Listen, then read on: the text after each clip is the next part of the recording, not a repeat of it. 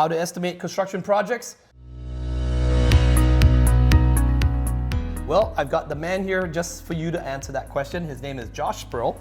He's the author of this book, 100 Myths of Entrepreneurship versus Chainsaw.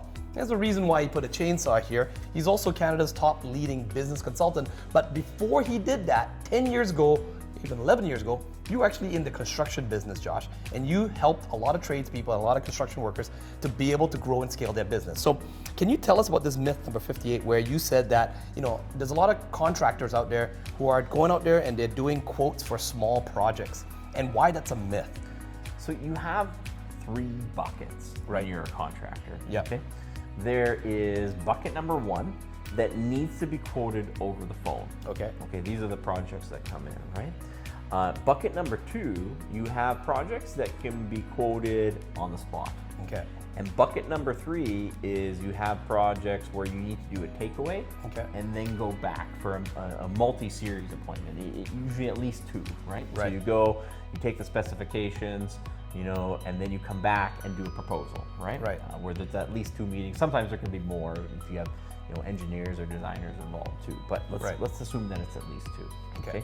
Most construction trades, whether they're general contractors or sub-trades, do they only have 1 bucket. Right. And they're only making use of one of those, right? Right. Where, for example, they're quoting everything on the phone. Yes. Or they're doing everything on the spot. That's right. Or they're taking everything home, right? And then coming back and giving a quote. In fact, we just recently renovated this space here, and that's exactly what I encountered. There were several people that were still stuck in the COVID mode, and they were just saying, oh, we only do phone quotes. Yes. And they completely misquoted the entire, and they lost the deal. We didn't give it to them. That's right. I mean, just look at what can go wrong if you do a quote on the phone. Like, are you going to quote a $100,000 project on the phone? Right. No. And what if you're $100,000 off either direction, right? Yeah. You're either it's too high, you're going to lose the project. You're too low, you're going to lose your shirt. Yes. Right. That's what happens if you quote projects that are, too big over the phone, right? But let's take the other extreme, where you have a small project and you're going to take it home and calculate a price, right? Right. And maybe the project's $1,000, right? Yeah. Okay, the project's $1,000, and it's about $1,000. The only question in your mind is it $800 or is it $1,200, right? Right, so you're just trying to make that $200 there. So you take that home because you're worried about losing $200, right? So you're worried about losing $200. You take it home and create a different project.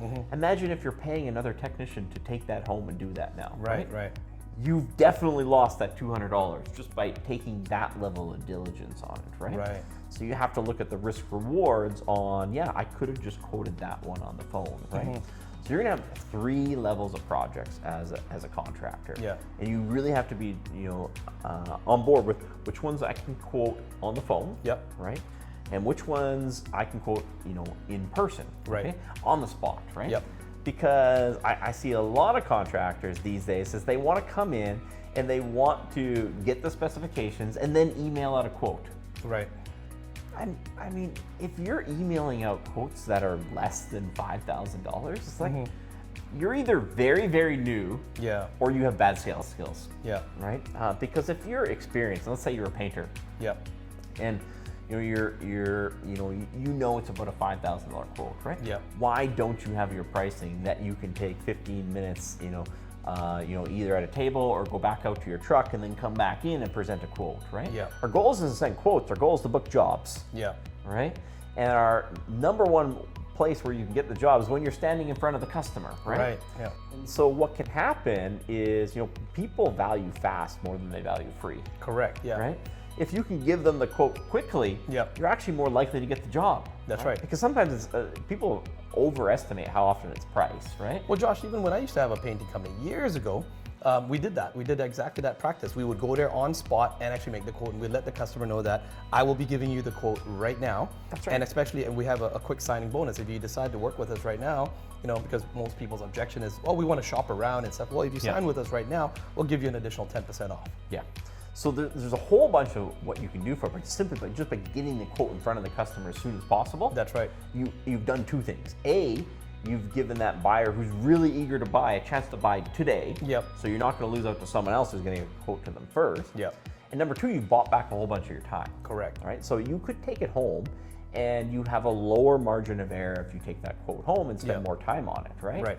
But if it's not a big enough project, what was the risk that you were doing? How much of your time were you saving by going back and forth, right? Now you've created this email chain back and forth. You could have booked them in, got a confirmation, got a deposit, scheduled the start date, all with in one swoop, right? Right. And then completely time efficient move. Okay. Yeah. But why do you see contractors not doing that? Is it because they don't have enough, requests coming in for quotes, and so they're wasting time, on these quotes, or what is the aside from trying to save money and just nickel and dime? I think it's scary. I think it's scary. Is you got to present to a customer, and they're either going to tell you yes, or no, or some sort of objection, and we don't like rejection, right? And so it's kind of an unnatural position that you're in. So people like to go away and then, we'll send it to you by email. That's right. So they don't get that no to their face. And a lot of the software out there, has told you this is a really good idea. You're going to use our software and you're going to email quotes and everything's going to be great. It's like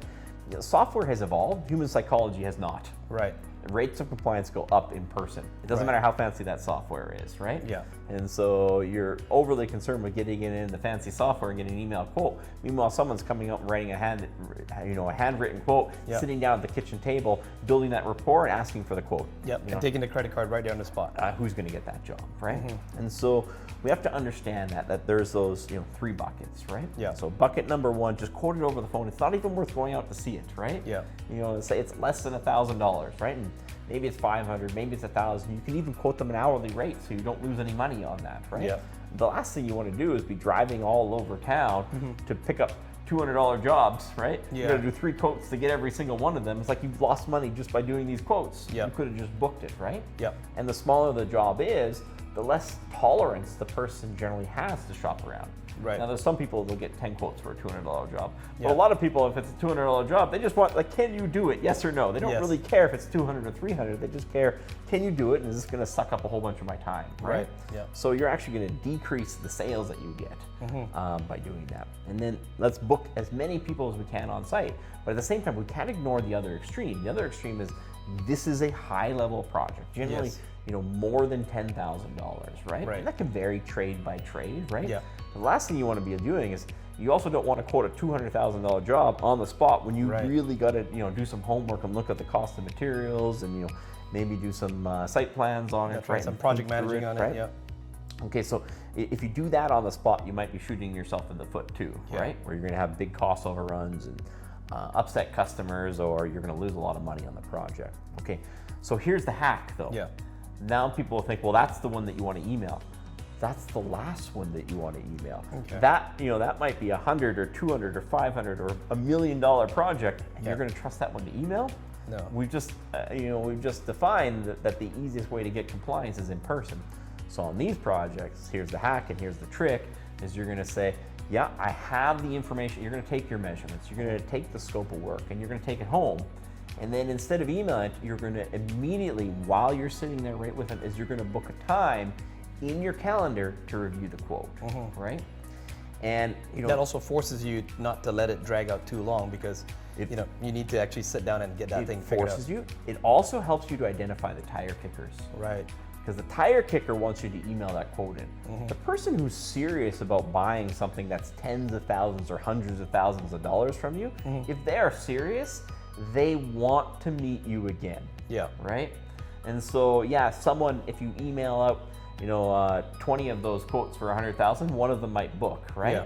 But they may want to go through line by line with you and ask you questions on the spot. That's right. And you even use that. It's an objection, because they'll say, "Well, don't worry, just email." It's like, no, I really would like the opportunity to present it to you, just to make sure that we're both on the same page on this. Because the last thing I want to do is deliver this by email and we have some questions and we move forward and it turns out it's not. That's right. This is a big investment, Mr. Smith. I want to make sure that you are 100% happy with everything that's on here. That's right. And it also, it's something that you find is going to be cost efficient for you as well too. And the minute someone objects to that, you've just found yourself a tire kicker. That's right. And you've just saved yourself hours of doing homework for someone who has no intention of buying from you. Right? And so, you tell them, it's like, hey, I'm really happy to do this quote for you, but I do just want the opportunity to do it, right? And in reality, if they disagree with that, I would disagree with giving, 2, 3, 4, 5, 8 hours of my time preparing that quote for someone who's not serious about buying, right? And you just think about how many more quotes that you can deliver, right? Yeah. And I see, business owners that are, we're running a sub trade and they're struggling to find time to sell $100,000 a year or something. Meanwhile, someone else is selling $5 million a year because they're looking at those 3 buckets. Yeah. I can sell it over the phone if it's small. I can quote it on the spot if it's a medium-sized job. Yeah. And if it's big enough for me to take home, I'm going to maximize my opportunity to close it. Yep. By getting a follow-up appointment, right? And if you do that, you will. It's the Moneyball approach to doing this, right?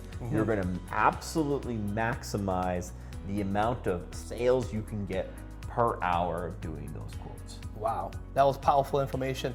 If you haven't already subscribed to the channel, go ahead and hit the subscribe button now, because you don't want to miss out on other videos like this in which Josh, myself, help you, the entrepreneur, to overcome the odds so that you end up in the 4%, not the 96%. If you haven't already checked out some of our other videos or even picked up the book, go down into the description. We've got a link there for you, and we hope to see you in the next video.